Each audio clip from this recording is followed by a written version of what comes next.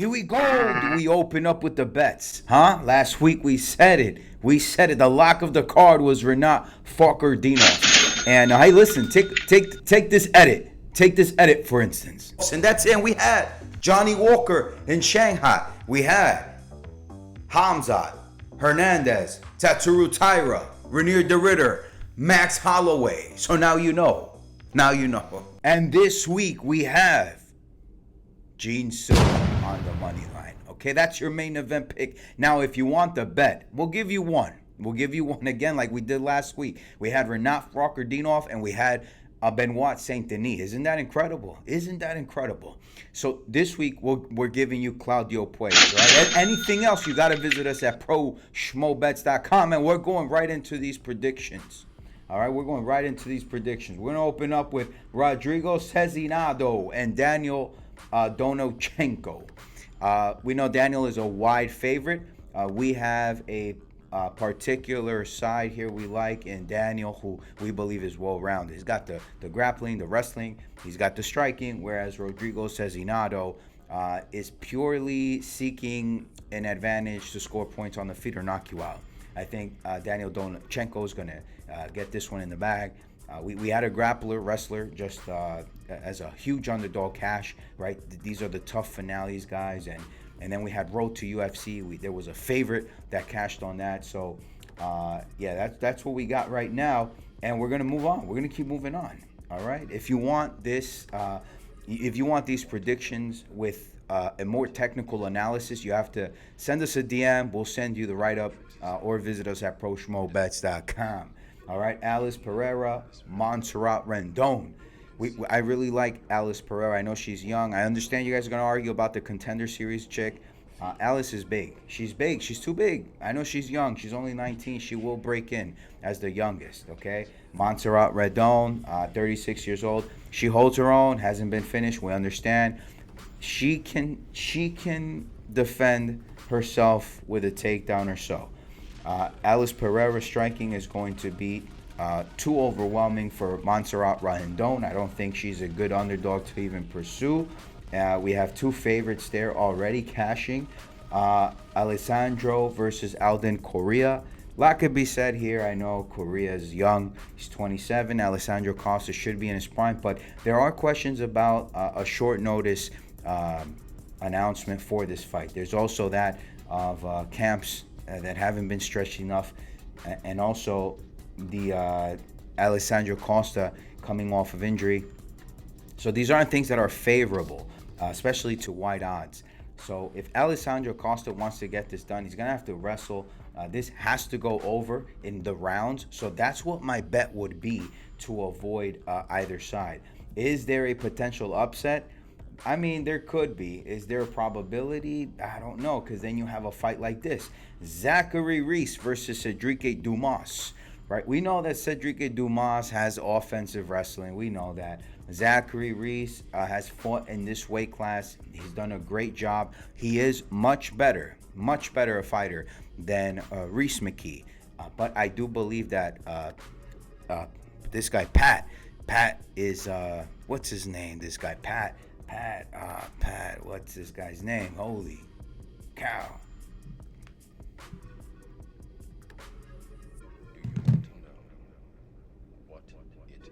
Sam Patterson is much more technical. He's got a better strike sequence, good shot selection.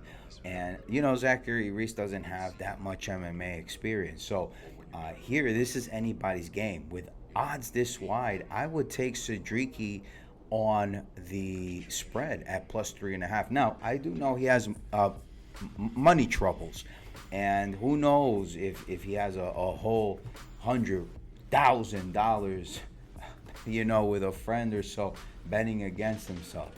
Jesus Aguilar, we know his grappling is incredible. He is rather on the short side of things, and I would prefer Luis Gurul in that position here. Particularly because he does have an edge in the striking over Jesus Aguilar. That's why I would like Luis Gurul to win this fight, because on numbers, okay, if we talk metrics, this guy has this in the bag. Okay, we got Tatiana Suarez, Amanda Lemos. We know Amanda Lemos is strong, man. She's powerful, man. She could slug it in there, brawl in there. She's powerful, man. She's trying to put your lights out. That's all good. But Tatiana Suarez can chain that wrestling. That's it. That's all you need. Why? Amanda Lemos is like a fish out of water when she's on her back. It's unfortunate she's never migrated to the United States, much less immigrated to the United States. Get a better camp in, if anything, it's a hole in the wall gym that she has in Brazil. No offense. But, if you're paying dues, we're looking at thousands of dollars at American Top Team, Rufus Sport up north, right? You have other gyms, Fight Ready Arizona, and you're staying in Brazil? I mean, no, absolutely not. Tatiana Suarez in the bag, absolutely relentless in the wrestling. We have Claudio Puelles, Joaquin Silva. Oh, wow, these guys haven't fought in a long time. I get it. Farziam did incredibly well against Claudio Puelles when they last faced off. I'd like to give the edge here, particularly to Claudio Puelles, knowing that Joaquin Silva appeared to be cycling. He was juicing. He's no longer got an edge in that. Who knows? At 36 years of age, going on 37, we do know he's got strong overhands. He's a powerful guy, okay? But Claudio Puelles, he's got good striking. He's got a good shot selection, and he has good striking in that he doesn't have to chain it with his wrestling. He's got a luta libre background and is an incredible black belt in jiu-jitsu. Joaquin Silva, he relies in setting up his grappling advanced techniques with striking. So he likes to trap you in his jiu-jitsu, but he's trying to fool you as though he can strike, and he can't, man. He's absorbing too many hits. Claudio Puelles is going to have the height and reach advantage, the straight shots down the middle, and I don't think Joaquin Silva can edge that out. So I got Claudio Puelles on the money line. Believe it or not, I got Jose Medina on the money line. That guy's got an array of a shot selection using all limbs. He's got hands, and he can take hits. Okay, so whether he absorbs them or not, compared to his strength of schedule, I get it. He's fought pretty tough. He's had to face tough competitors. Dusko Todorovic, I think he was coming off MCL, ACL, PCL. Potentially, does he have a takedown in him? That's the question. Dusko Todorovic, does he have a takedown in him? If he does have a takedown in him, then by all means, he could potentially win this. It's actually, listen, this is how you bet this here. Jose Medina by knockout, or Dusko Todorovic on the money line. That's as best as you can do this. Hey, listen, Santiago Luna is moving down in weight. This is a bantamweight fight. He's moving down from featherweight. He's 21. This guy's going to be faster, stronger. He's going to be everything that Kwang Lee did not expect, because he believes that weight cut would be too harsh on Santiago Luna. Okay, so with all that said, folks, I got Santiago Luna on the money line. With that reach, forget about it. All right, let's go next. We're moving down. And we have Kevin Gastelum. No, Alexander Hernandez, Diego Ferreira. Listen, they're going to build this guy up like they did Vince Morales. I think, what did Vince Morales do? A three-fight win streak, if I'm not mistaken. No, he went on the regional scene, got himself a win streak, came to the UFC.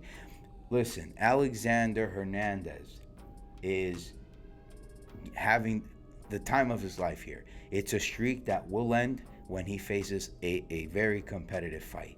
Okay, and here we go. Diego Ferreira, absolutely not at 40 years of age. Nope. Alexander Hernandez has proven in the cardio, with strikes, in the grappling, okay, through the rounds, just better strike differentials, better grappling differentials at this weight class of lightweight. And so he has the edge on metrics. Alexander, on paper, everything, he is the winner, the outright winner. Diego Ferreira, a good grappler, but at 40 years of age, that's it. You ran your course, my friend. Alexander Hernandez is a UFC baby too, man. They love the guy.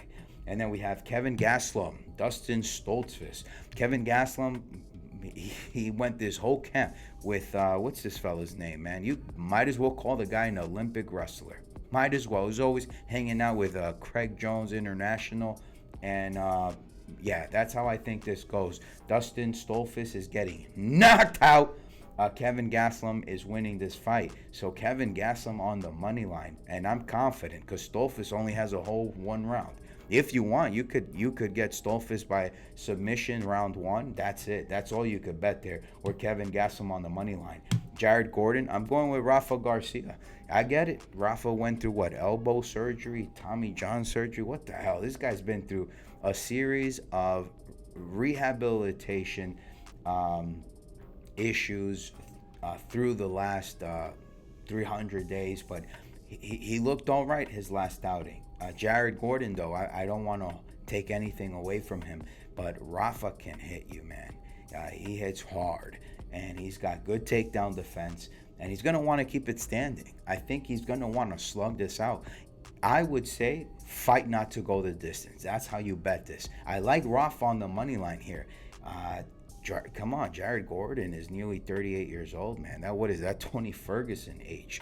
Let's be real here. At some point, you know, your strikes are going to be a bit more predictable now that there's so much tape on you. And yeah, he could potentially angle him off. He's plodding forward. He's slower.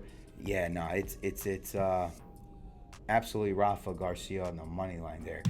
Rob Font, I think David Martinez could get the best of Rob Font here. I'm not so fond of David Martinez. I really am not, because I don't think that his striking, his boxing, man, I just don't think it's anything like it should be, where you have guys like Adrian Yanez